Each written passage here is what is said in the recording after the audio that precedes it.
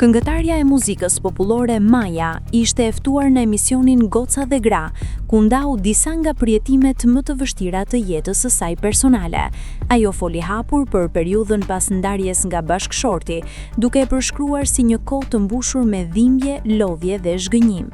Sipas saj, disa prej këngëve që ka interpretuar janë frymëzuar drejt për drejt nga përjetimet e saj.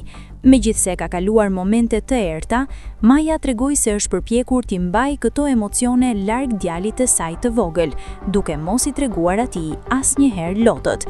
Ajo theksoi se zemra, si çdo muskull, ka nevojë për kujdes dhe shërim, dhe me kalimin e kohës ka arritur ta rikuperojë veten, pavarësisht sfidave dhe humbjeve. Sot ajo ndihet më e qetë dhe e përshkruan gjendjen e saj si një pranverë emocionale. E pyetur për statusin e marrëdhënies me ish-partnerin, këngëtarja sqaroi se ata janë të ndarë, por ende nuk kanë përfunduar zyrtarisht divorcin. Ajo theksoi se ai mbetet babai i djalit të saj dhe një pjesë e rëndësishme e jetës së tyre. Në lidhje me mundësinë e një ribashkimi, Maja u shpreh se ish-partneri i saj është një person i vështirë për t'u kuptuar dhe me natyrë të ndërlikuar.